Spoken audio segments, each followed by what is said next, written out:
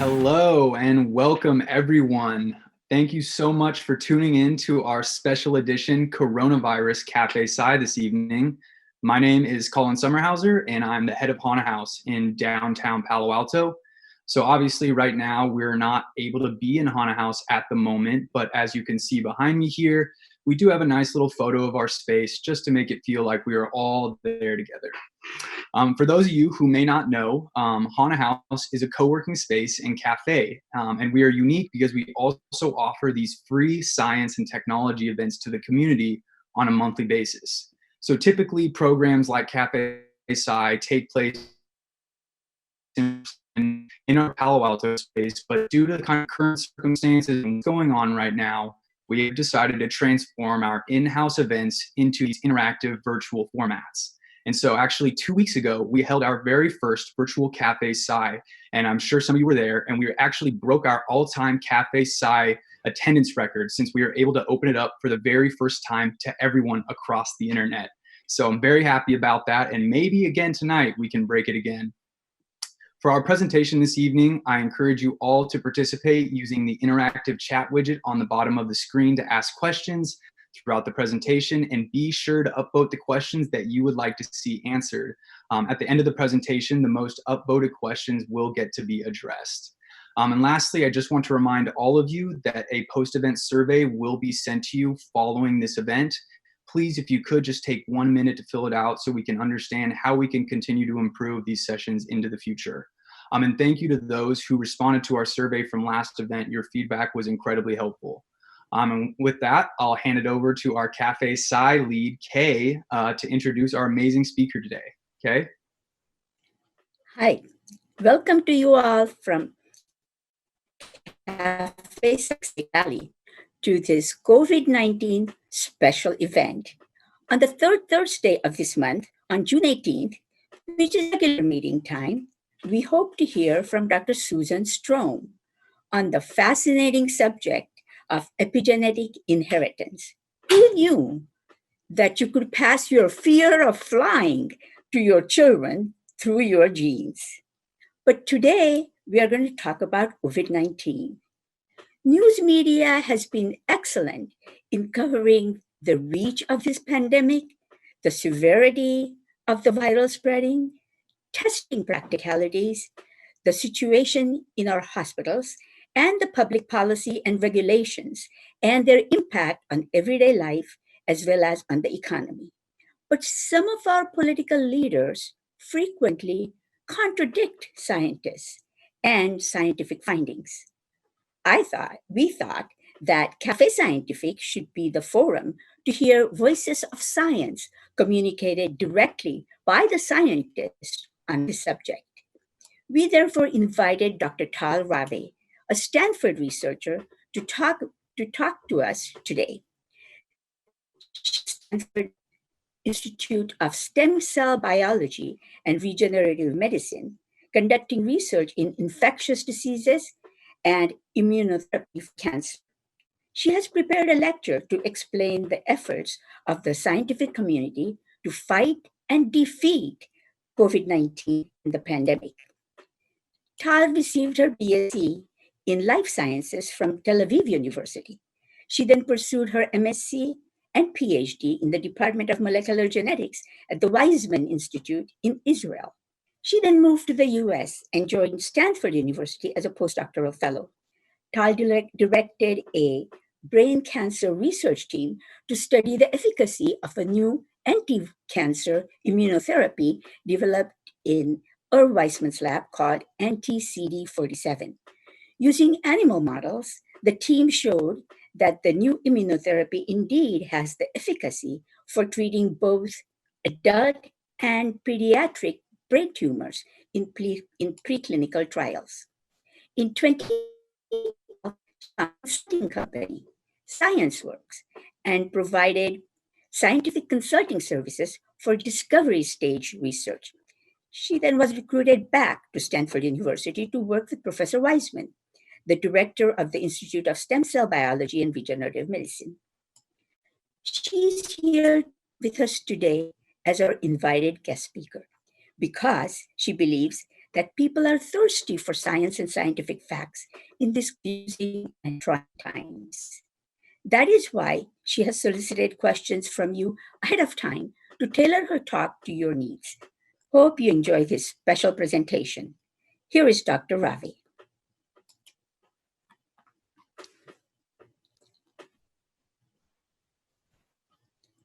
Hi, everyone. Thank you, Kay, for such a wonderful introduction. I never imagined that this is how we're going to meet again, but it's wonderful to be here. Thank you for the invitation. And I also would like to thank everybody who sent questions ahead of time. I looked at all the questions and integrated some of the topics in the presentation. And I'll do my best to get back to you individually if there are questions that I did not include here, that we will also have time at the end for answering questions. I'd like just to say I'm not a physician, I'm not a medical doctor, I'm a scientist, I'm a researcher. And although the research I'm involved with does touch on immunity and infectious diseases, and currently at the Stem Cell Institute and in the Weissman Lab, we're also initiating projects that are joining the global effort to combat COVID-19 in the aspects that are our expertise. However, I'm not a coronavirus researcher. The reason I'm here is that I feel an obligation as a scientist, as somebody who can, who already out of my interest and because of our work, is reviewing all of the science, and because I see that sometimes there are inaccuracies in the media, and so I'm here to, at least for the next hour and a half, to provide facts that are as accurate as possible as what is known today. I would like to start by putting us all in perspective, because I feel that there is a lot of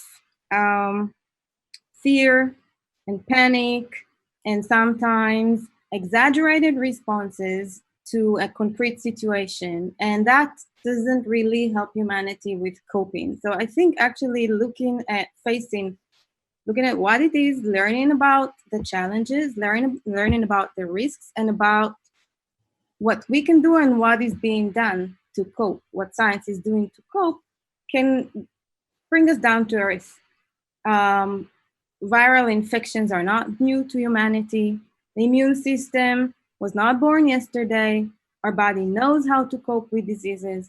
Science today is stronger than ever, and there's a lot of effort being done and progress being made. So just to refresh our memory, only 70 years ago in the US, there was a plague of a virus that's very, it's similar.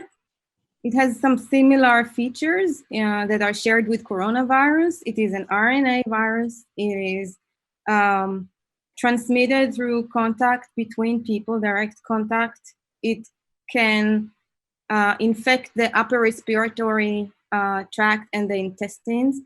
And most of the people don't even have symptoms, but some, and especially children, will be left with meningitis, and there was a high mortality, tens of thousands in the early 50s from polio, with people, especially children, left paralyzed because of this viral infection. And there was a lot of concern. I looked at the news from then. People were scared to go to swimming pools. People were going to the movie theaters and not sitting next to each other. Hygiene was really emphasized. So this is not the first time that humanity in this country are going through a plague. And even in the 50s, we were able to defeat. So this is Jonas Salk, who developed the first vaccine. He beat the Pasteur Institute by a very short time. Back then, it was also a global effort, and with much less resources and knowledge compared to what we have today, and we were still able to do it. So if we could do it in the 50s, we can and we will do it in the unusual 2020. So what is being done? What is the effort that's being done in really an exceptional wave of willingness and stepping up and collaboration and early sharing of information? Scientists from all around the globe are working very hard to advance several fronts that will help us cope and eventually defeat this virus as well. So one is diagnostics, and we'll talk about all of them. There are experts in virology learning about the biology of the virus so that we can better design ways to confront this little being. Immunologists to understand the immune response, a lot of studies in immunology and really interesting. And of course, all of that knowledge is aimed at translating it to better medical care, treatments, and eventually the way that we completely wiped out polio from the United States was by the vaccine. One of the early clinical trials included 2 million children. I was amazed to find out, but it worked. And that was a victory. And I'm hoping for a similar victory here, although we know it can be a little more complicated from what we know about the flu, but it is possible to minimize their risk and build immunity in the population through vaccines. As I said, this is the coronavirus is an RNA virus. That means that the genetic code that is like it's both hardware and software containing all of the information that is required for producing new viral particles is contained here in this pink spiral, which is the RNA. And you've all seen many different pictures and illustrations of the virus that has spike proteins. These are the little spikes that mediate the attachment and the infection of mammalian cells. When a virus infects a cell, and this is an image, this is not an illustration, this is a microscopic image of a virus, and you see the spikes. In the moment of contacting a mammalian cell and just about ready to invade. When it invades, it can't just do it from any point. The cell is surrounded by a membrane, and that membrane has proteins embedded in it. The virus is looking for a very particular protein that it can bind to, and it can bind to this version of the coronavirus. This strain can bind to the human, unfortunately to the human receptor very efficiently. And this is what makes it so contagious. So it's searching for its entry point. It can't just enter anywhere. And so the receptor that was identified that goes into a direct complex with the spike protein is called ACE2. This is actually a molecule that is involved in regulation of blood pressure, but different viruses find different entryways, and then they become better and better at using that particular entryway. So there's no specific reason why this virus chose this. It just so happened that the virus can bind ACE2, and that interaction mediates internalization of the virus into the cell. And this is what we are afraid of. And this is when the party begins for the virus, not so much for us. What I mean by that is that the virus, it does have all the information coding for all the protein that it needs to make and to make itself to make more viral particles, but it doesn't have building blocks, and it doesn't have all of the machinery required for production. It doesn't have the factory of proteins, so it hijacks our machinery that our cells use every day to make the proteins that we need.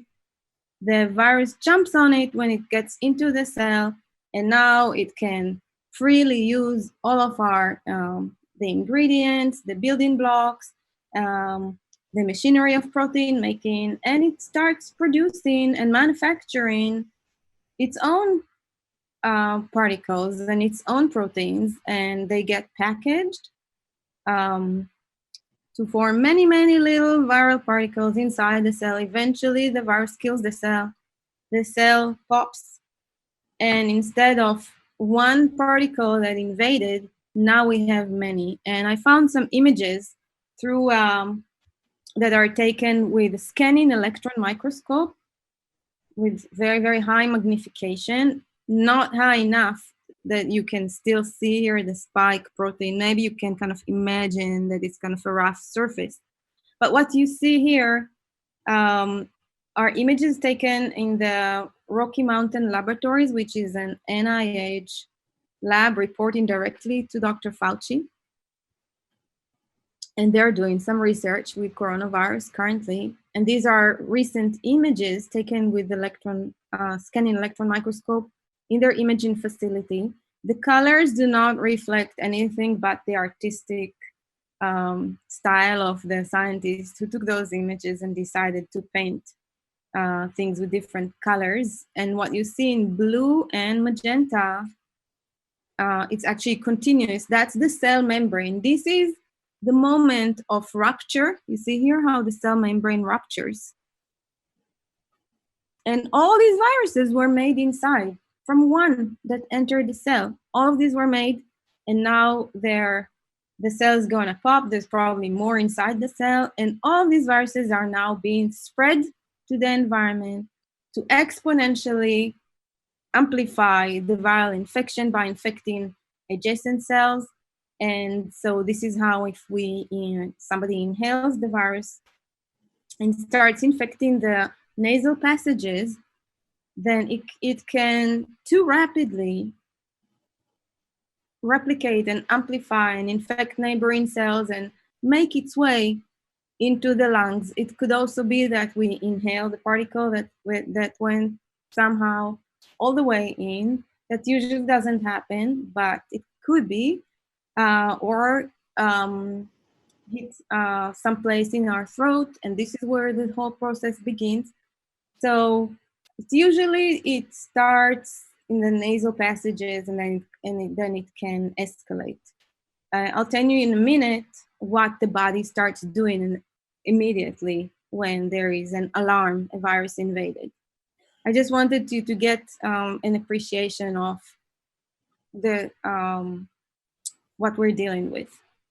So even though a virus, if left on a surface, doesn't have a life of its own, it can survive for a few days, and we can argue about how many days, but eventually it will just decompose and be worthless. It doesn't have life without, it's a parasite. It's a tiny parasite. It doesn't have life without infecting mammalian cells. This is another image. Again, the colors only represent the taste of the individual who did it. What's important to notice here is, again, you see how the membrane is ruptured by this process, and all the viruses can now escape and start infecting other cells. So the conclusion from that is we have a fast enemy, and our body needs to act fast. I'll tell you about the implications of that in a minute. This is a higher magnification. Here we can see the spikes again of viral particles making their way and infecting other cells. So I just want to say one comment here. I mentioned that this virus acts fast, and we saw that children and young people are relatively resistant. The more vulnerable population are people that are either immune suppressed, or as we age, we can become more and more vulnerable. And one of the reasons is the speed of response. Young people's immune system responds very fast. And so they are able to stop that process early before it gets too late. when things are a little slower in our body, then the virus has much more chance. And you just see from the dynamics that even a single day of waiting, even a single day of not blocking this can have massive implication in terms of the spreading of the infection inside our body. So our body really needs to act fast. And when that is not sufficient, or when it's not fast enough, we really need medicine to step in and help those people so that they can also, that everybody can win the battle against this virus. And the first step as a community of winning that battle is trying to not get into the war at all until we have better tools. So trying to stay away from the virus. I know that there are some people who still hold the belief that herd immunity is the way to go. Herd immunity could be a way to go, but that way, with the current state of medicine, costs lives. If we don't want to pay with people's lives for achieving immunity for the community, we may want to buy more time and use practices, and mostly use diagnostics. I'm not saying use a shutdown forever. We've done that. It had the impact that it has. Now we're starting to reopen and go back to life. How do we go back to living a relatively normal life without a massive spread of the infection? I'm not going to talk about the protests right now in the United States. We're yet to see where this is going to lead us in terms of infection. But just as we go back, each one of us, to our daily life, what is important? So testing is really essential, and countries like South Korea and others really lead the way. They really got it right away and started testing extensively, and not just people with symptoms.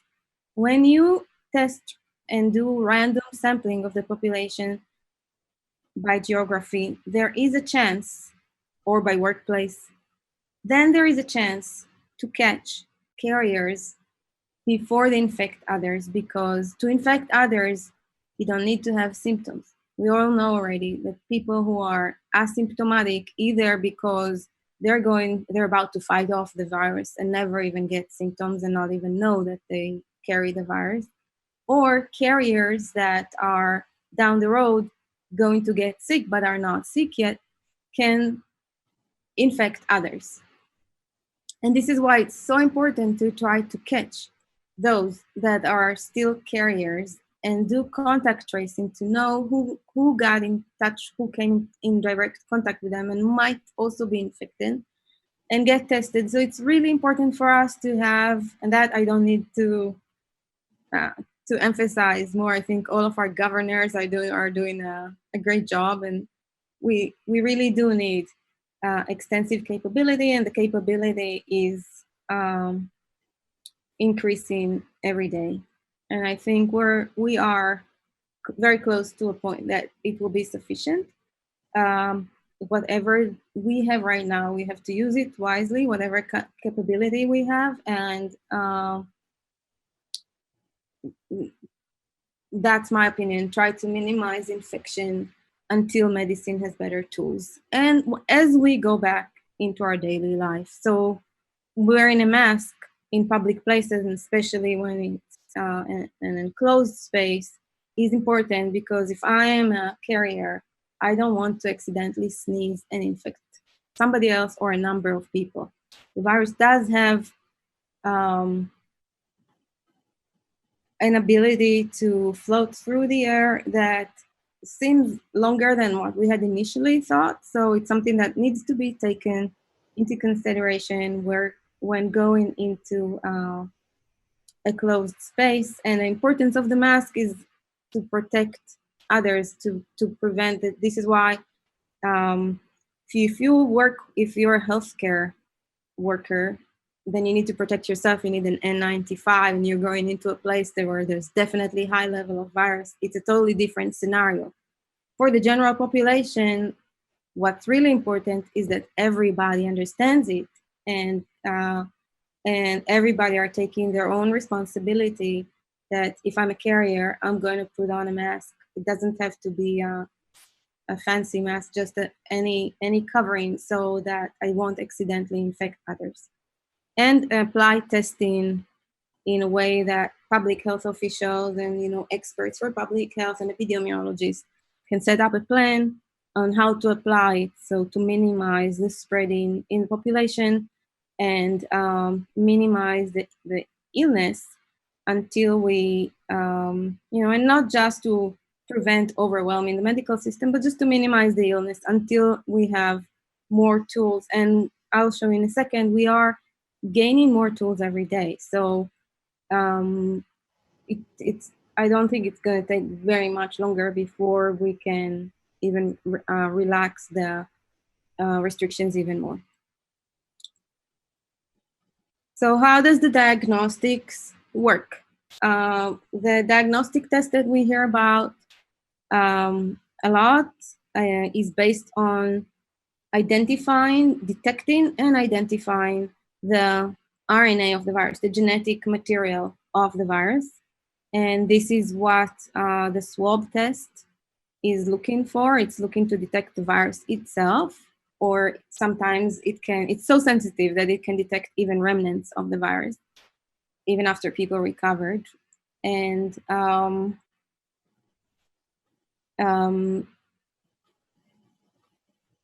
what I also wanted to say is I know that many people don't like that it's unpleasant to go through the swabbing. I haven't done it myself, but I know that it's unpleasant. And the good news is that recent research showed that we have antibodies. The virus can be detected in the saliva samples. So it's possible to, after some adaptation, to switch from the swab collection to collecting a saliva sample, very, very similar to what we do with 23andMe. And then the processing of the sample needs to be adjusted, but the actual testing platform can remain the same. So with relatively simple adjustment, we can switch to, instead of swabbing, to testing saliva samples. It's in progress. People are working on that. That will also enable more efficient collection of samples if we can collect the sample ourselves and send it in or bring it in to some lab that will process the test and give us the results. So this is about the diagnostics looking for the genetic material of the virus. So while I'm talking about the genetic material, I want to show you that the virus, I told you that it doesn't carry a full machinery to replicate and make viral particles. It doesn't have the protein production machinery. It does bring an RNA replicas, RNA polymerase. It's called polymerase because the RNA is a polymer. It's a biological polymer made of subunits.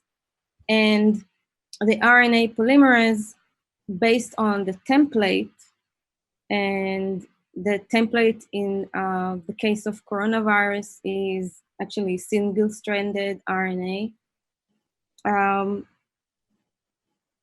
Not what's illustrated here, but this is what I found to illustrate the point. But the point is, based on the template of the RNA of the virus, RNA polymerase makes more copies. It can replicate the genetic material of this virus. So based on what we know about the biology of the virus, can we attack this virus directly? Is there a way to just stop that replication in its tracks? And the answer is yes. And one big difference that we have today, between today and the early 50s or even before, is that we understand molecular structures. And this is a model of the molecular structure of this RNA replication machinery. Based on that model, scientists can develop, you see here, different molecules that will bind it in certain ways that will associate with the replication machinery and hopefully block that replication. And so one of those molecules was, there are two medications that are in clinical trials right now that their mechanism of action is what I just described. It's associating with RNA polymerase and blocking viral replication. And one of them is from right here in Foster City, from Gilead. It's a molecule called Remdesivir. And what I show you here is on top, you see the building block that the RNA polymerase is expecting to use to generate more and more of its RNA. What Remdesivir is providing is a building block that's a little different. So this part of the molecule is similar, and the RNA polymerase doesn't distinguish. So it happily thinks that this is a building block. Oh yeah, I can make more of myself. Let's use that building block. But then, surprise, this building block has a kink in it that will block that machine. It's like some crooked paper that we feed into the Xerox machine and the machine gets stuck. This is basically the mechanism of action, the principle of the mechanism of action. How efficient it is, it depends on how high the concentration of the drug can be inside the patient without causing too much side effects or too severe side effects. There's always a trade-off. If we only think about blocking the virus, then we're going to use very high concentrations of this medication, but then we might have side effects. We might have to deal with side effects. So it's a process of fine-tuning and finding the right dose, the right number of days to treat. And starting in January, Gilead conducted massive clinical trials all over the world. I just want to say that this medication was developed for Ebola, to combat Ebola virus. So it was already, the company already had it. And Ebola virus is also an RNA virus. And they knew that it could help coronavirus back when the MERS epidemic happened a few years ago. They tried it and they showed that it works against cells infected with the MERS, which is another cousin of this coronavirus. But back then, the epidemic was contained. That virus wasn't as infectious. It wasn't as contagious. The epidemic was contained, and the drug never went through an approval process.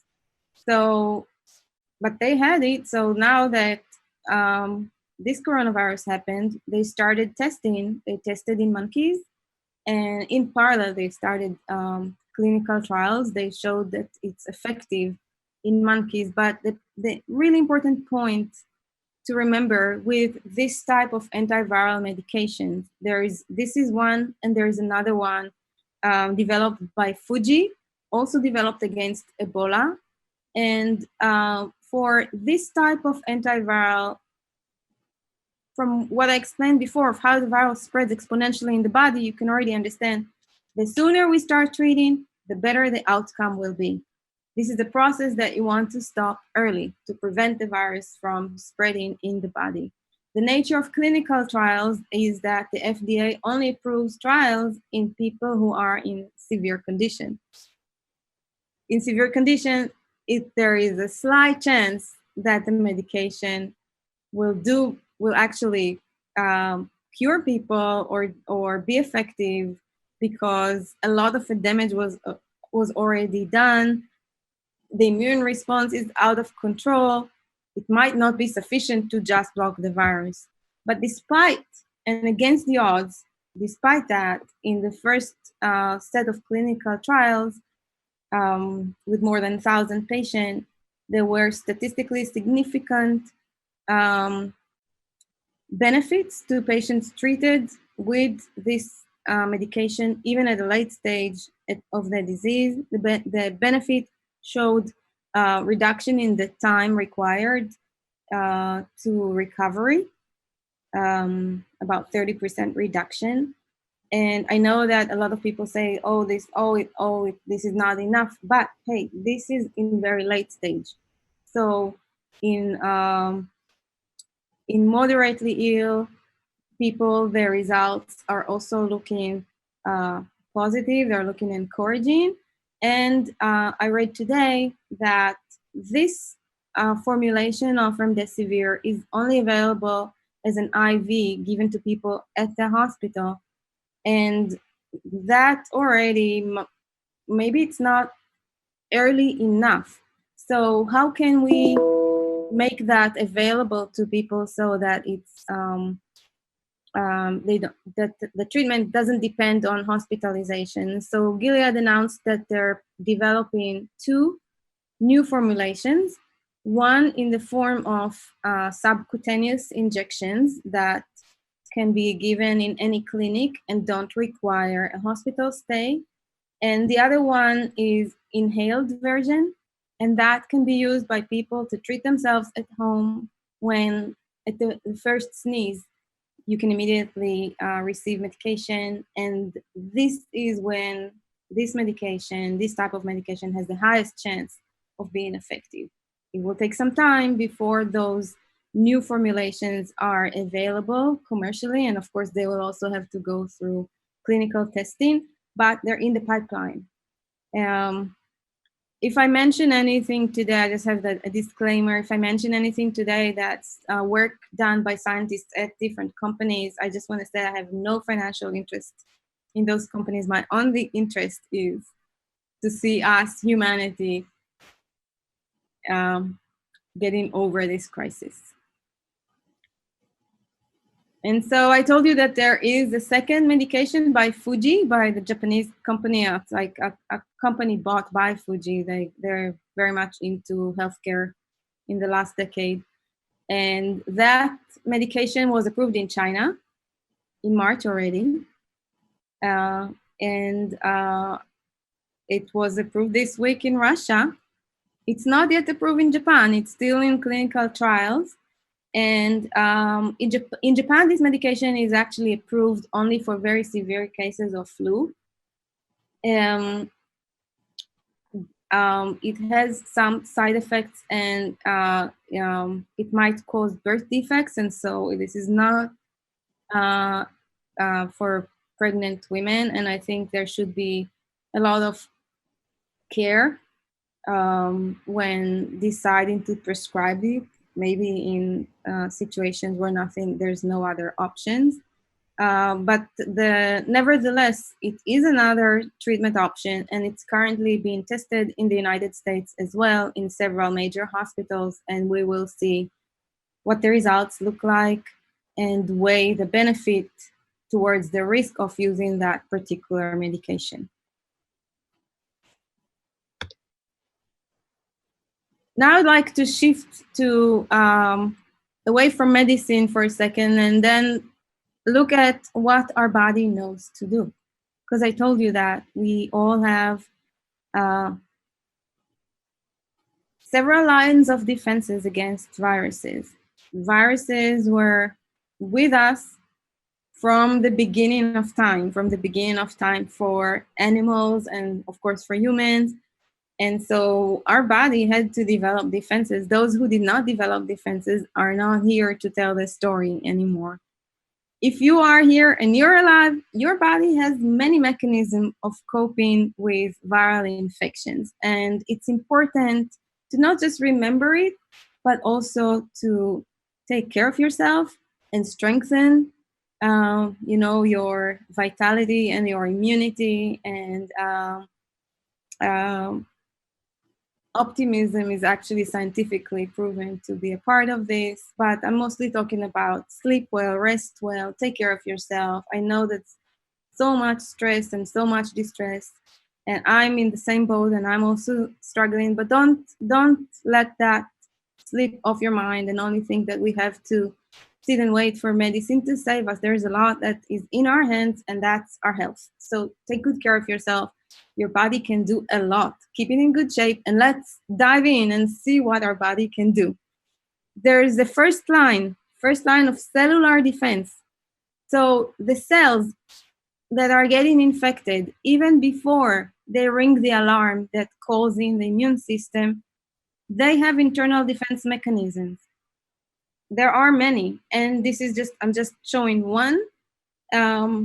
This cell, it's shown here in green, was unfortunate to receive a viral infection.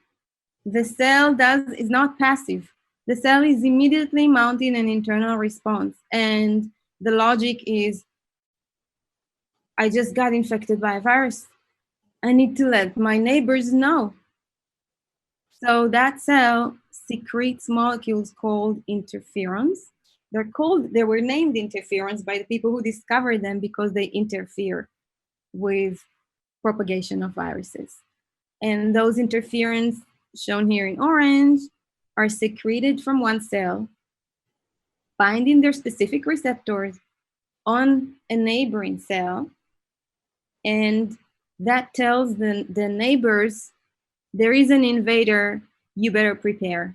And so the neighboring cells are now developing some internal resistance to viruses, and the virus, when it invades those neighbors, it doesn't prevent the infection. The infection still happens, but the efficiency and the speed of replication of that virus in the neighbor cell that was warned ahead of time is going to be slower.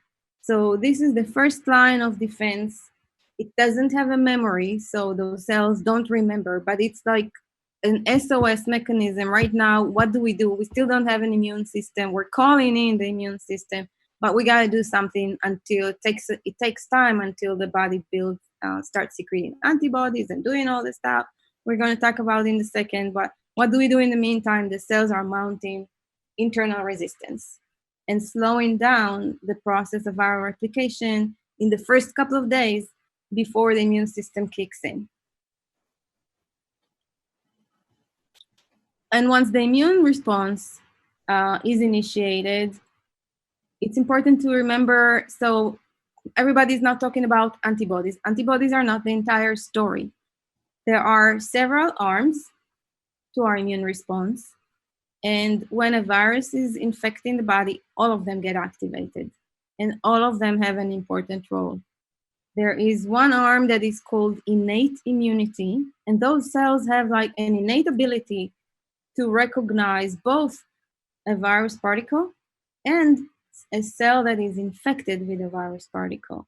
Such cells, I'm not going to overload you with scientific names, but these are, for example, NK cells, natural killer cells. That they have the ability to kill an infected cell and to stop it right there. There are other cells that have the ability to eat other cells, to devour other cells. And these cells are the ones that we were focused on in the Weissman lab when we developed the anti-cancer therapy. Those cells are also effective against other cells in the body that are infected with the virus, and they know how to engulf the infected cells and digest them and not get infected themselves, hopefully, and present the proteins of that virus to other cells of the immune system that will then be responsible for producing antibodies and producing a different type of cellular response, this time one that has a memory, and that's called adaptive immunity. Adaptive immunity, it's specific, it's called adaptive because it adapts to the infectious agent. Innate immunity, where it's the immediate response, the first responders to anything that's abnormal, infected cells, pre-malignant cells, different types of fibrotic cells, different types of problems, bacteria, viruses. They are the first ones who respond, and then they present the protein of that invader to a system. So there is a second step, and then the system of adaptive immunity will develop the antibodies and the cellular response, and that response has a memory. That means that even after we've recovered, we have memory cells that remain in our body. And if that virus infects us again, they respond immediately. You don't have to wait for this whole process to happen. They are already equipped. They have the exact weapon against that virus. They only have to mass produce it, and they start doing it immediately when they recognize, oh no, this infection again, and they can fight it off quickly, much quicker than the first time around, and often so quickly that we don't even notice. Our body, when we grow up, we're exposed to many different pathogens, almost innumerable viruses and bacteria and all sorts of harmful pathogens, harmful little microorganisms. And once we were sick, we got infected and we got sick, our body remembers. So it's not like we will never get infected again. We might get infected again, but in the second time, the response is going to be so fast and so robust that we won't even know about it. This is how we go about our lives, not in a sterile environment, and we're just fine. It's not because we're not encountering pathogens, it's because our body already knows to recognize most of the pathogenic microorganisms in our environment. It just knows what to do. We don't have to worry about it. The body takes care of it. And that's another reason to keep ourselves in good shape so that we can cope with any challenge in the best way that our system can.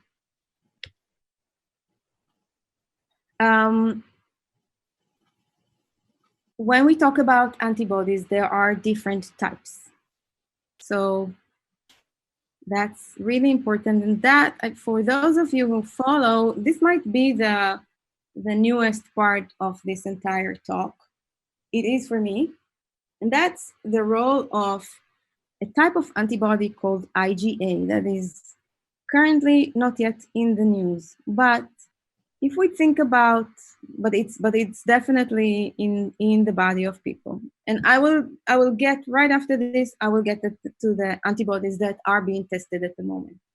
This type of antibody called IgA is really special because it's produced mostly in mucosal tissues. So the mucus that lines the entire respiratory tract, there is a layer, and then underneath that another layer. So this is just to show you the nasal passages, the trachea, and then the bronchioles that are going splitting, and the air goes into the lungs through those airways. The entire passage, the airways, and also our whole digestive system, our mouth, every part of our body that could come in contact with the environment has some mucosal membrane protecting it. And behind that layer, there are cells. So I just want to show it here. There are immune cells and immune structures that can locally produce. So this is an immune cell. And it can locally produce antibodies of this type, IgA, that are specific to the virus and get secreted across these cell layers so that the antibodies goes into these cells and out into the lumen. So into the saliva, into the nasal passages, into our tears, and into breast milk. And so this is how mothers give antibodies to their babies. And this specific antibody also has, it's called the secretion part that can protect it as it goes through the intestinal system. So it stays and it confers protection throughout our entire digestive system. And so this type of antibodies is important. There is a little bit of these antibodies in the blood, it's not the only antibody type that you will find in the nasal passages, because if the body already started producing other antibodies like IgG, IgM, those can, from the serum, also get into the fluids, that moist membrane that lines our nasal passages. So it's possible to detect both IgA and IgG. The IgA is produced locally, the IgG comes from the serum, but they're both there and they're both very protective. And there's not much in the current scientific literature about this, but there is a paper that was published very recently and looked at IgA levels compared to other antibody levels, and even collected samples of saliva, a nasal wash, and tears. And what they found is really interesting. They found healthcare workers that had high levels of IgA in their in their passages and in their tears and in their mouth, and had no antibodies in their blood. These people are people who were definitely exposed. They were taking care of COVID patients. And if you did an antibody test to them, it would come out negative, the current antibody test that we're doing, because their body was so efficient at producing this first line of defense in their nasal passages that any virus that is trying to infect them is blocked. You can see here that on the other side, You can see here on the other side, here, the microbe, in our case, his coronavirus, entered the nose, and it has two faces.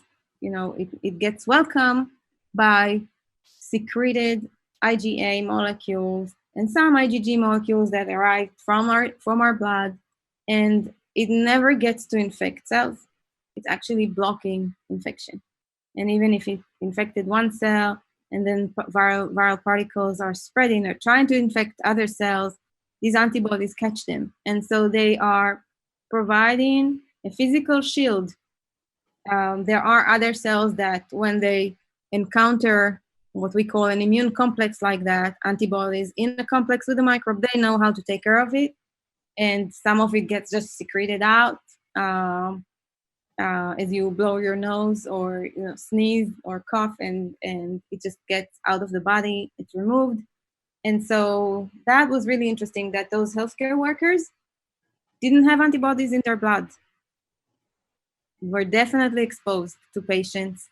And the other interesting point is that it had an inverse correlation to age. So young healthcare workers had high levels of IgA in their nasal passages and tears and saliva, and they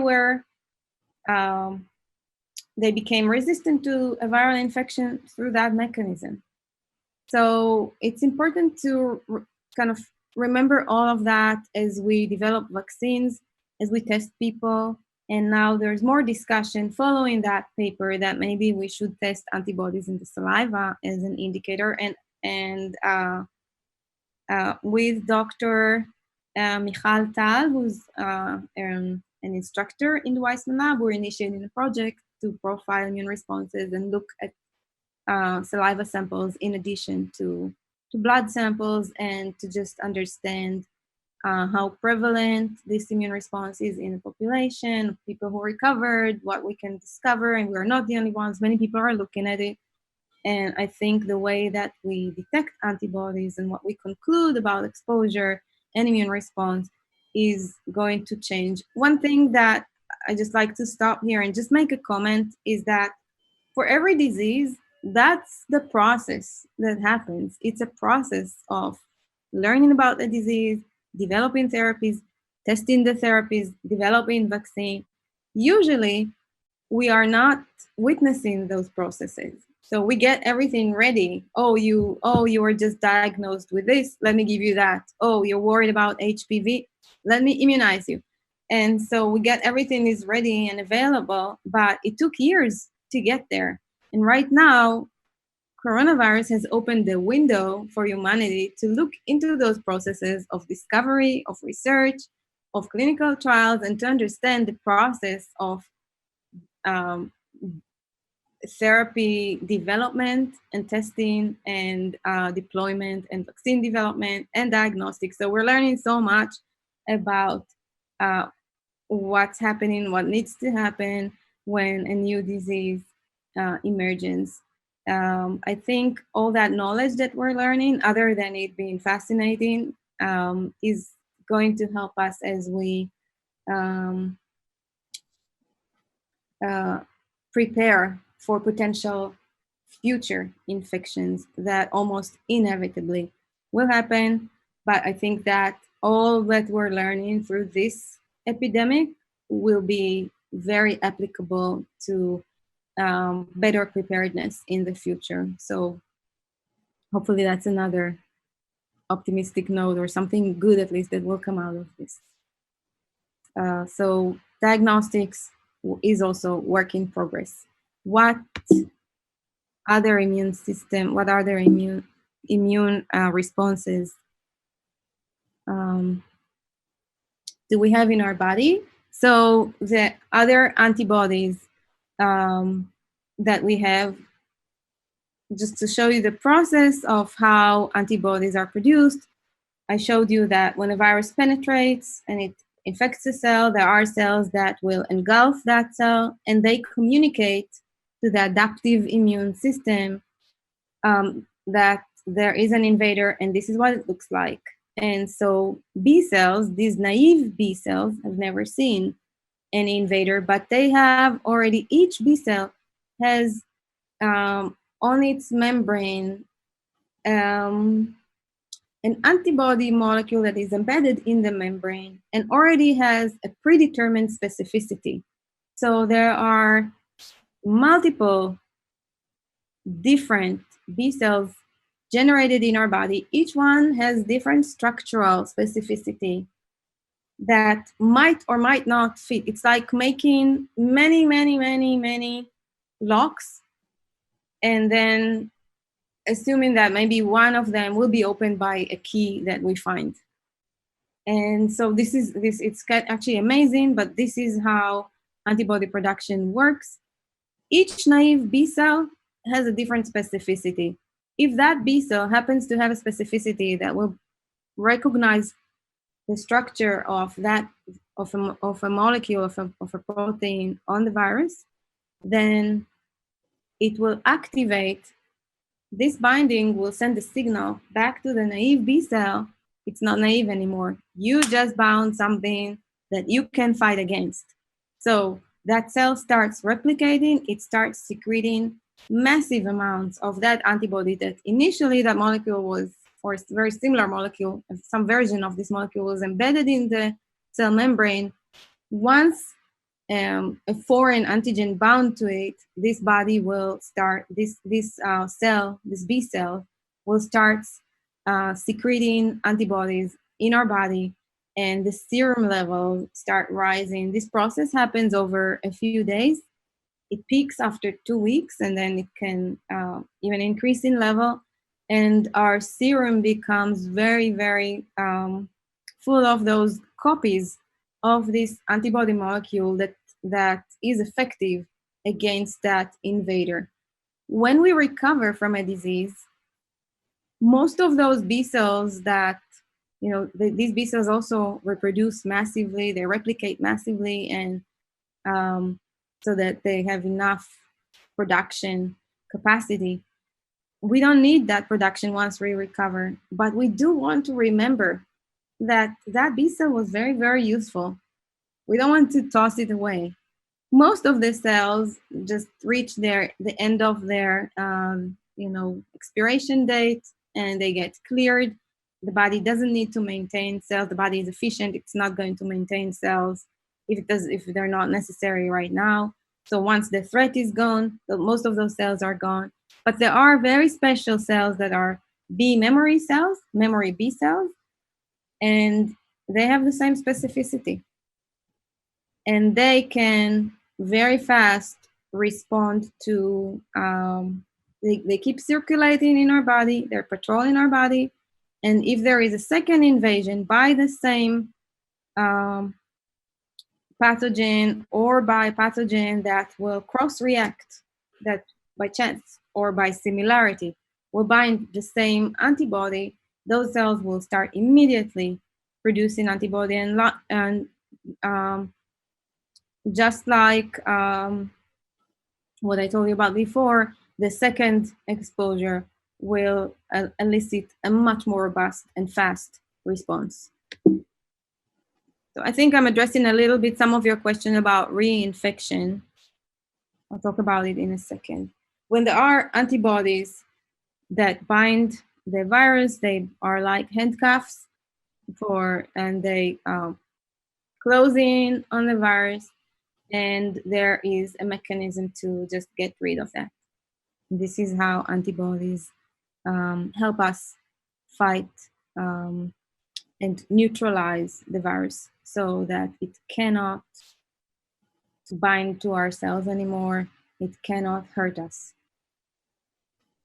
Another arm of the immune system, other than antibodies, I'm going to talk more about antibody detection and the utilization of antibodies in medicine. But before that, I just wanted to give you the whole spectrum of immune responses. So we had the intracellular response, that it's a defense mechanism that the cell builds inside. We have the innate immune system. We have the antibodies that are produced, and these could be either in our serum, or the first ones that if it's a respiratory infection, it's going to be IgA in our mucosal membranes. And now, other than antibodies, what else does our body do? There is another type, I showed you before, another type of immune response that is mediated by cells. It's the cellular arm of the immune system. So where the attack on infected cells is not mediated by antibodies, but is done directly by those cells. These are called T cells. T because they undergo maturation in the thymus. And T cells also have a receptor on their membrane that they don't secrete. It just stays in the membrane, but it has very specific recognition capacity. And when a receptor on a T cell recognizes an infected cell, so what we see here in the illustration is a virus, it infects a person, and then we have different types of immune cells. Some of them will lead to the production of antibodies, and they do mention here IgA and IgG. And then another type is these cells, this type of T cells will become killer cells that are specifically attacking virus-infected, only cells infected with this particular virus. So they're not going to attack any virally infected cells. For each virus, there are specific T cells, the same mechanism of structural recognition, recognizes a part of the virus that is presented on the membrane of infected cells. And infected cells can present on their surface not just external coating viral proteins. The infected cells sometimes also present on the surface different parts of the virus, because there's so much of it produced inside of them. Some of it makes it to the surface, and those T cells that have specificity to any of those viral fragments that the infected cells present will come in and kill that cell, and then scavenger cells will clean up. They will eat the dying cell and break down all of the cells component and the virus component back down to the building blocks and recycle the building materials. So that vicious cycle can't go on. So this is a very recent study that looked at the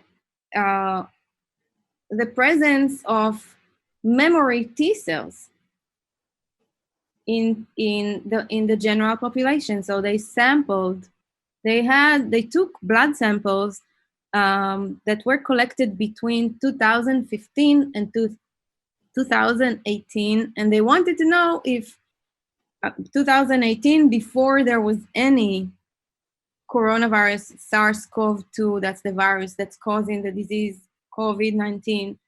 2018, there was none in the world. And so they took those samples collected between 2015 and 2018, and they wanted to know, is there any chance that those people have T cells that can respond to SARS-2, to the current virus? And the answer was overwhelming, about 40%. And these were samples, I think, from Italy and California. About 40% of the people had some response, some cellular response. Not perfect, not complete, but there was some resistance that was, so then they hypothesized that maybe those people were exposed to some of the more harmless. There are 4 different coronaviruses that cause common cold and are constantly circulating around the world, and they're just a common cold. Nobody is even bothering to make a vaccine against them because it's just, you get a cold and you get over it. That's what they do. They're not as severe as this one, but they do have some similarities in the proteins that they make. And it turns out those people had T cells in their body that recognized some. So there was a partial protection. There was a partial defense, and they wanted to know, is that right? Is it really a response to other coronaviruses? So they created and they used an antibody test that only detects the other, the less dangerous coronavirus, the common cold.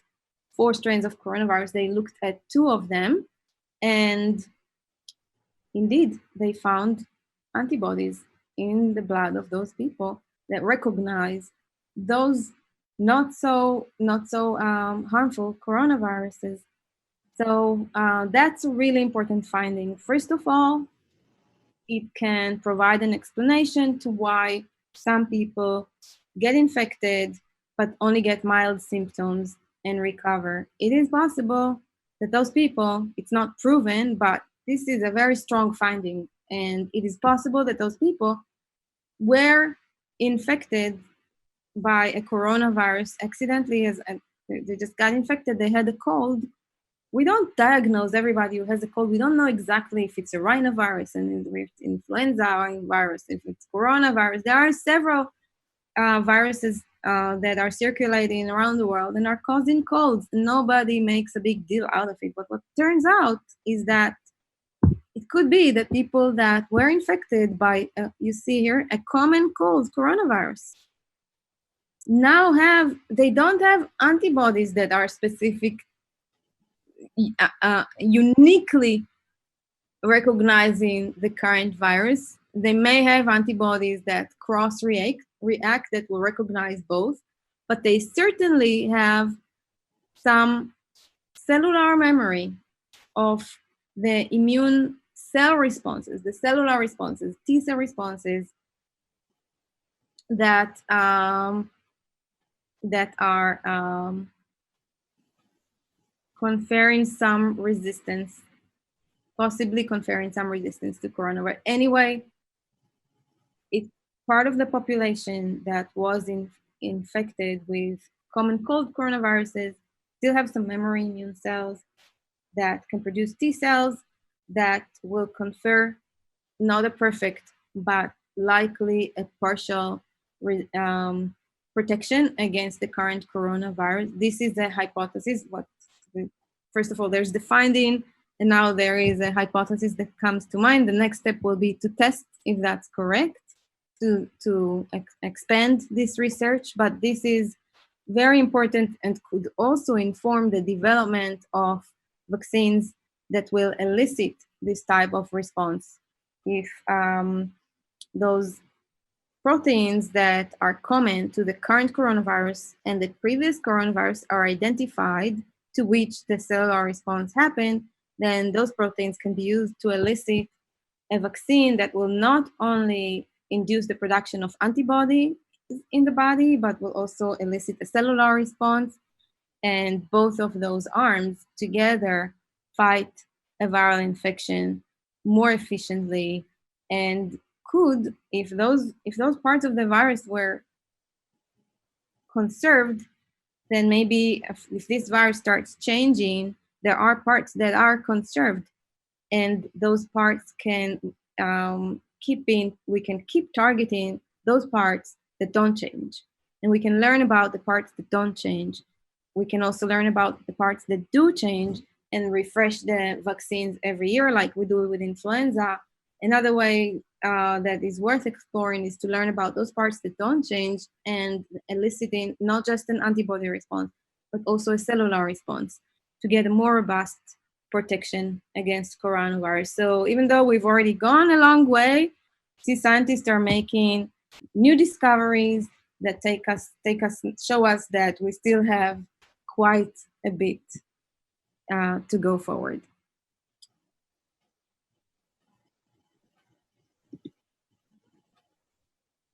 So now, after we covered the types of immune responses in the body, how can we utilize them? One is diagnostics.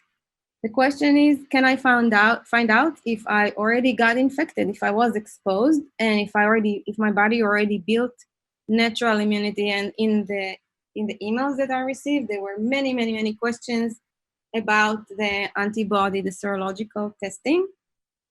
And I just want to say that there are, I'll show you instead of saying, I'll jump to it. This is a list, and it's not even complete. It's a partial list of the companies that jumped on this wagon and are manufacturing or selling kits for serological testing and diagnostics of COVID-19 or SARS-CoV-2. Initially, for reasons that are beyond me, or for wanting to do it fast, the FDA granted emergency usage authorization to a large number of companies, and then responsible people from academic institutions and from from industry and from private labs that are developing diagnostics started comparing and cleaning up and organizing. So there was a lot of confusion, and I know many people asked about it. Yes, there are still some tests out there that are not 100% reliable, that are not super sensitive, that have some percent of false positives, more false negatives than we would like to have. So the sensitivity and the specificity are not perfect. I will not go into specific. I also don't have information about all of them. I'll just say the issue is being figured out. It's being cleaned out now also by the FDA. And as a general rule, if you want to know, should I do this test? How can I rely on this test? As a general rule, laboratory tests are more reliable. And laboratory tests can be done through either academic labs, like Stanford has developed its own serological testing for the clinical lab. So when people have access to that lab, they can get that test. But other, both Quest Diagnostics and LabCorp, which are a network of private clinical labs, now are offering antibody tests. Some are requiring, some are not requiring a referral from a physician, but it can be done. And these tests are, I don't want to commit to it, but relative to those kits, they're more reliable. And so that's all I'm going to say about that. And then go back to what we're testing, and how do we interpret the result, and what is the meaning of that result for future immunity and reinfections. So the principle of antibody testing is we want to know if there is an antibody in our bloodstream. In this case, still most of the commercial tests are testing bloodstream, not saliva or tears or the IgA in the nasal passages. So in purple and pink here, that's the antibody against, let's say that's the antibody against coronavirus. The test includes one of the proteins of the coronavirus, and different tests are utilizing different proteins, and each has their own rationale and their own preferences, and all of them are aiming to achieve high specificity, so to identify antibodies against this coronavirus and not other coronaviruses and not other viruses at all. So so that's the part of specificity is determined by what you use as a bait. Then you add the antibody, then add the serum. If there are antibodies, they will bind to the bait. If there aren't any antibodies, nothing is going to happen and you'll get a negative result. If it's positive, the way to detect the presence of the antibodies in the serum that bound the viral protein is by a secondary antibody. That's an antibody against antibodies. It knows how to bind the back end, not the front end, the back end of the antibody, so the tail. So it doesn't interfere with binding the virus, but it can tell that there is an antibody there, it binds to it, and then that secondary antibody is conjugated, is ligated, it's bound to something that will produce a color or signal that we can measure. So that's the principle. This is how those serological tests in general work. And the antibodies that are being tested currently are all of the tests are looking at IgG. Some of them are also including IgM. All of the tests that I've seen are searching for those antibodies in serum. So you give a blood test and they are doing the test that I just described and are looking for these two types of antibodies. What is the difference? IgM, so just when things were getting simple, it's complicated again. IgM is the first antibodies that B cells produce. What I told you about the process of each B cell has like a detector or a lock looking for a key. And when that key opens the lock, if the virus is that key that opens the lock, that cell will start replicating fast. It will initially start secreting IgM antibody molecules. And eventually, those cells that make the best IgM and bind the virus most efficiently will then undergo a process called class switch, because they switch the class of the antibodies that they make, and they start making IgG and massive amounts of IgG. And these are the cells that eventually will give rise to the memory cells.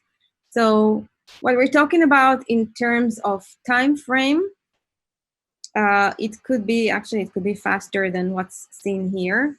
So I think within a week you can detect IgM, and starting at least a week after and peaking at 2 weeks. 2 weeks is safer. So at 2 weeks there is enough IgG. If a class switch happened, and for a class switch to happen, you need the infection to persist a little longer. So the body, I told you the body is efficient. If the problem was taken care of by other mechanisms, it's not going to undergo that. It's called seroconversion or class switch. And people who had very, very mild symptoms, and this is from studies with both the previous from the SARS epidemic and from the MERS epidemic, and some are beginning to come out for SARS-2 epidemic that we're having for the pandemic.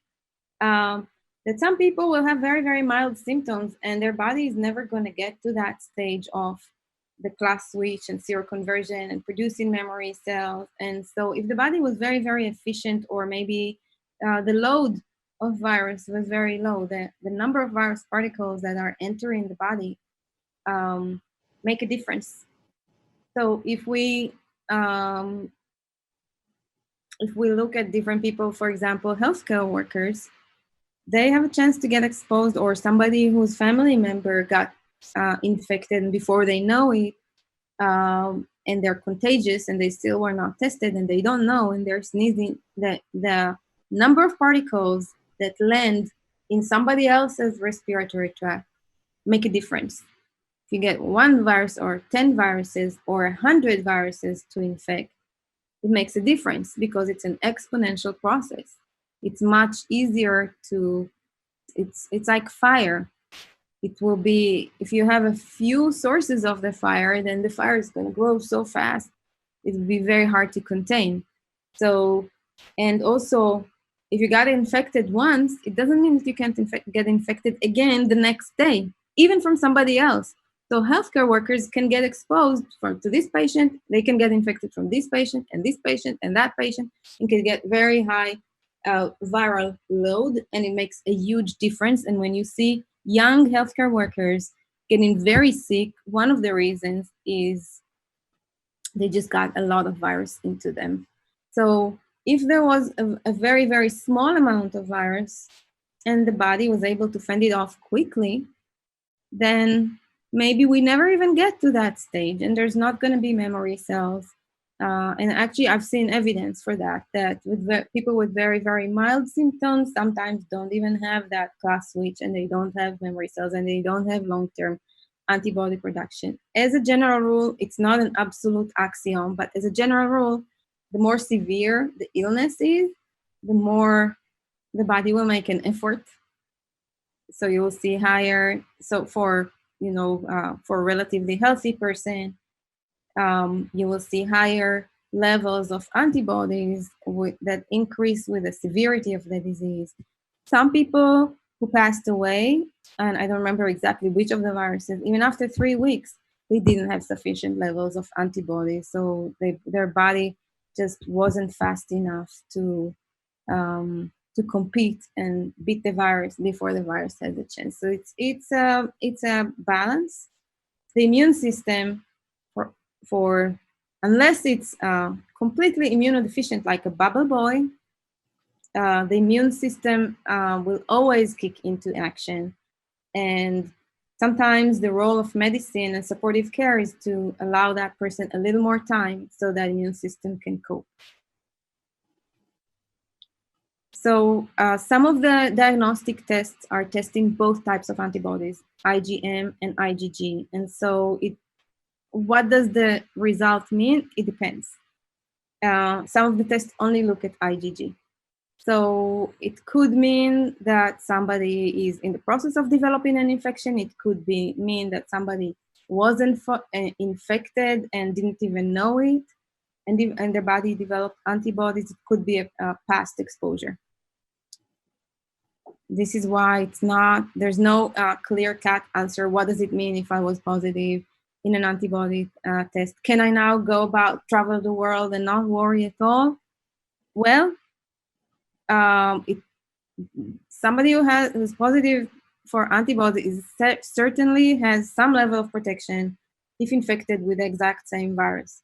If the virus starts changing fast, which so far it has not, then we cannot expect those antibodies to protect against the new strain of the virus. We all know about that. It's the same thing that happens with vaccines. But as a general rule, yeah, if you have a good level of IgG against SARS-2, against this COVID-19, then there is a good chance that you are at least partially protected. It's not like this virus is an alien that landed from outer space and doesn't obey any of the known rules of immunology and microbiology. It's just like any other virus. If you were exposed and you made antibodies, so at least for some time, you will have immune protection. For how long? Is it going to be partial or complete protection? That depends. it really depends on the circumstances, and it also depends on how fast the virus changes. And so I hope I answered those questions. This is a little more complicated. Just very briefly, I'll just say this is comparing the RNA of the virus with the production of antibodies. So in the early phase, you'll see high RNA going up, IgM is produced, virus is starting to go down, IgG is produced, and then the virus is eradicated from the body.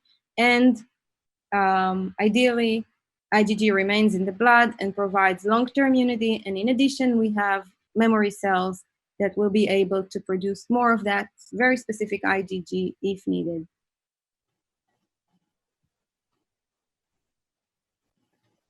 Another question, can then antibodies, if antibodies can protect my body against the virus, can I give those antibodies to somebody else and protect them from infection? And the answer is yes, and it's not, there's no novelty.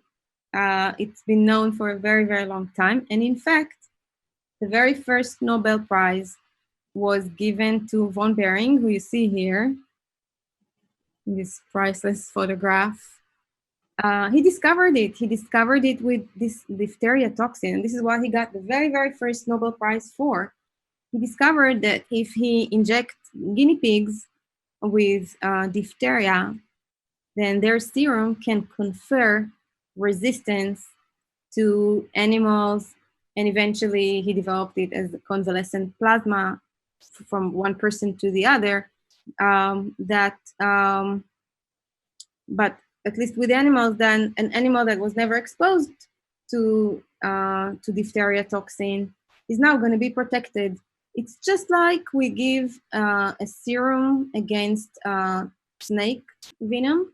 When somebody gets bitten by a snake, to save them, we give them serum. I think sometimes it's from donated from a horse that was injected with a venom, didn't die because of it, but generated antibodies, and those antibodies can save other lives. And this is already being, it was in clinical practice even more than 100 years ago during the Spanish flu epidemic. People were treated with blood donations from other patients who recovered. And some of it is being done today, about some movie stars who got sick, like Tom Hanks, and then went and donated blood. But we can't really expect that people who just recovered from a pretty serious pneumonia will go and donate blood. And so can we use a biotech way to make use of that? And yes, and there are several companies and people in Mount Sinai hospital and research labs in New York that are developing, they call it COVID Shield or Covishield, and that are developing either based on antibodies isolated from the blood of patients, or all sorts of sophisticated methods that will act as antibodies, or in any way, same principle, block the interaction between the virus and our cells, and then give that to people as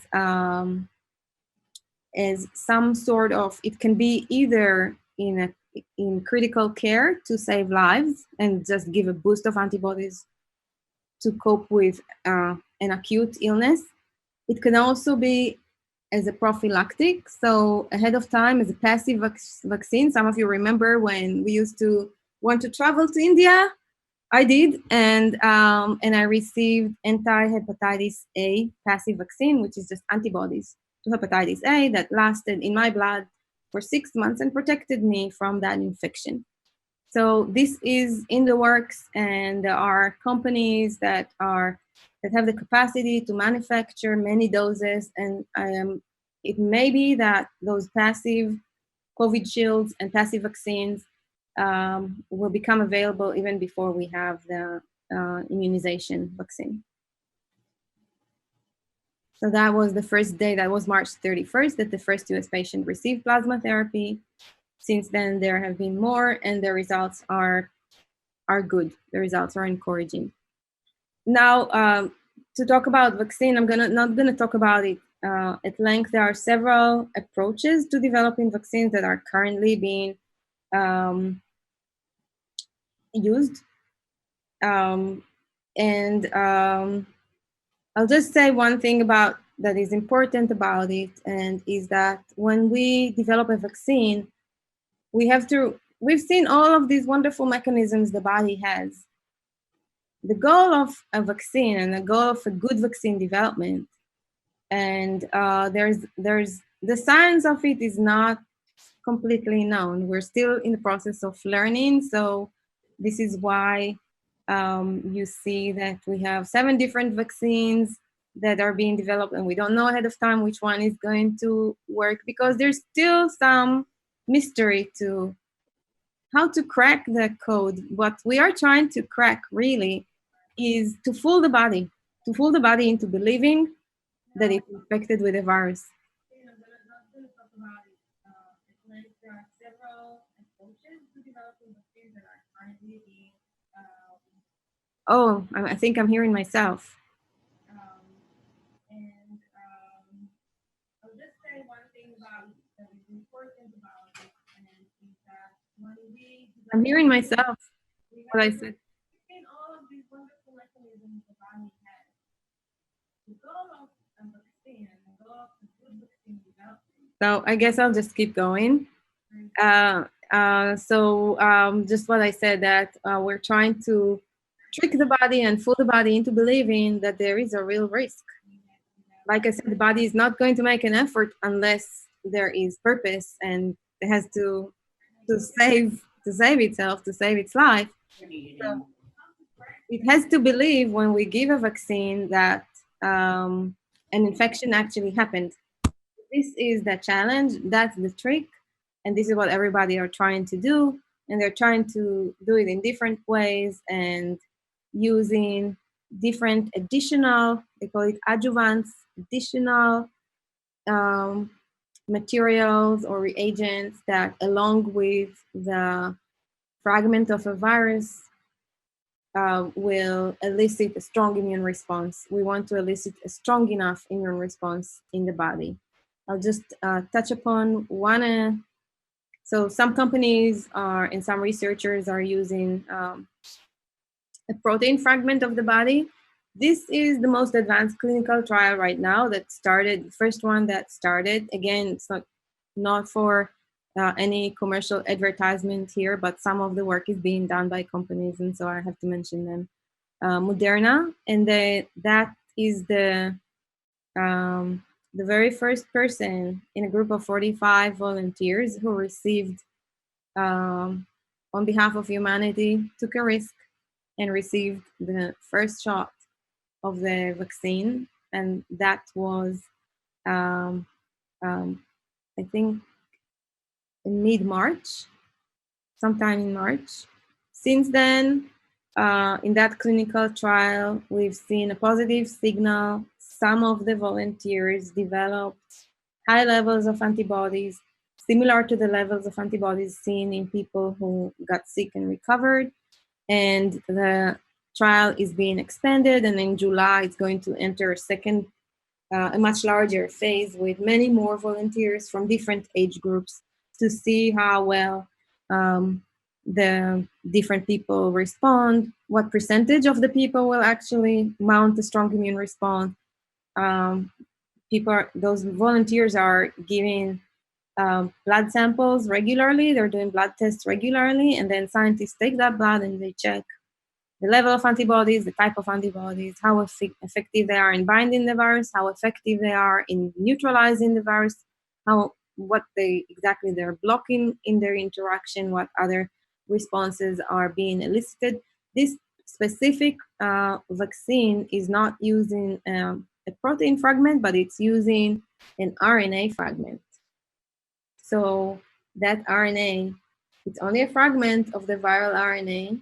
It's packed in, it's called liposome, little tiny vesicle, and it also goes into our cells. And so our cells will start producing that protein and presenting it on the membrane, and the immune system is not just seeing, a protein that got injected. It's actually what the immune system is detecting is a cell in the body that's presenting viral molecules. So the immune system is more likely to believe there is a real threat here. Now, how efficient the immune response will be? Are we going to see a cellular response in addition to the antibody response? Time will tell. I don't have the information of, so there are other companies using a similar approach, and I believe each one is using a different fragment of the viral RNA. Which one is going to be the most efficient? We will have to wait and see. But this is in progress. There is another vaccine from Oxford University and also in China that are using, like the polio vaccine, attenuated, the good old method, attenuated virus, and or modified virus, kind of a hybrid of this virus and another virus, and seem to work as well, and are also entering clinical trials, and all of them are also entering mass production. So if it is effective, then by the time we find out that it's effective, we will also be able to deploy and start immunizing people in high risk groups, and people who work in hospitals and have to take care of patients. And so that's also happening. And with that, I'd like to end. This is Florian Kremer, who developed one of the first, he's a researcher and immunologist. He developed one of the first antibody tests, and he's been really working tirelessly. He's also now developing one of those antibody cocktails that are the COVID shields. He's part of that team in Mount Sinai. That's not the reason I'm showing it. I'm just showing it. One day he came to work and he saw this. It's a project of a father and son, and they did it in multiple medical centers and research institutes to say thank you. And I would like with that also to thank everybody who are working super hard around the globe and making incredible progress, even though we are impatient and we want to see it happening now, but it is happening. So thank you very much, and I'll take questions now.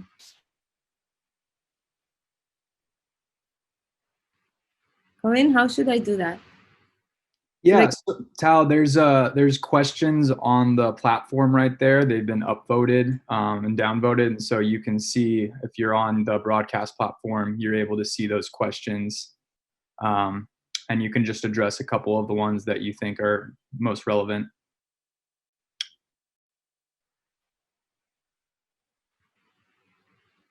Oh, yeah. If not, I can maybe ask you one, and then you can go ahead and just answer it. Yeah. Maybe one of the main ones, the one with the highest upvotes, is assume one has recovered from COVID-19 and has antibodies in the bloodstream. How would you ever know if and when the immunity is no longer protective? Oh, that's a good question. We don't have an objective measure. At the moment, we don't have an objective measure. It could be, it really depends on the exact structure of the antibodies generated in each individual and the levels and the ability. It's not just the levels of antibodies in the serum, it's also that particular individual's ability to remount the immune response and to do it again when needed. It's empiric. There is no objective measure, and I don't expect there will be an objective measure that can answer that definitively. But I think that in any case, we can count on at least a partial protection. Was there any other? Yeah, another one that was highly upvoted says, how long will it take for COVID vaccines and immunotherapy to be widely available in the US? Yeah, so immunotherapy, like the COVID shield or other antibodies that are based on antibodies from patients who recovered, are in the process of getting tested and getting manufactured. either small companies are partnering with big ones, or academic institutions are partnering with biotech companies to accelerate this process. I think it's a matter of months, but I don't know how many months. So I'm sorry that I can't really, I would say half a year, but I can't really give an answer. I'm not really directly involved with any of these projects. I'm learning about those. Yeah,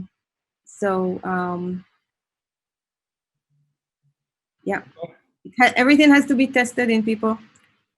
Yeah. You cannot, I just want to say that rushing too fast can be dangerous, because certain antibodies can actually worsen the infection or have other consequences that we don't want. So before we give it to millions of people, we have to test, at least in animal models, that this really does what we want it to do, and it doesn't do anything that could hurt people. And so first, do no harm still is a strong principle, and we have to follow that. Great. Well, another upvoted question says, apart from age and comorbidities, why are some people seriously affected by the virus and others only mildly affected? Is it genetics or previous exposure to coronavirus? The death rate in Belgium is 50 times the death rate in Japan. Why is that? Yeah. So there are several factors that are only beginning to be uncovered. Yes, it's true. I showed you previous exposure. It's definitely seems to be a factor. We don't know it for a fact, but there's evidence leading in that direction. And comorbidities and pre-existing conditions definitely play a role. In addition, we're starting to see that there is some genetic variance in different genes. One of them is directly related, and it's the receptor. In ACE2, the receptor, some people are born with a variant that is otherwise completely healthy and normal. It's just a normal variation in the population. Unfortunately for those people, that variant binds the virus even more efficiently than the common variant in the population. So some people will just be more prone to kind of intense infection. And there are other genes, recently a gene linked to high risk for Alzheimer's was linked to mortality rate that's twice as high than the general population. And nobody knows what the mechanism is. We might discover new interesting things. It seems to have to do with the immune response. So there's going to be genetic variability in the immune response and in the infection, in how strongly, sometimes, what I didn't mention is sometimes we hear about cytokine storm in late stage disease. Sometimes the immune system responds too strongly, it goes out of control, and that's also damaging. And we're trying to dampen at that phase the immune response that's no longer beneficial. And some people will have the tendency to do it more than others. So there is a lot of variance and many factors, and we're just starting to tease them out. Why Belgium? Why? Well, in Italy, we know why we had high death rate, because the hospitals were overwhelmed. It could also be practices. What I heard from a friend who's a physician, they said it's not enough to put people on a ventilator. The medical team needs to know how to use the ventilator and how to support people in intensive care in the best possible way. So it could also be some medical practices that are different between different countries, medications that are commonly used in one country and not another.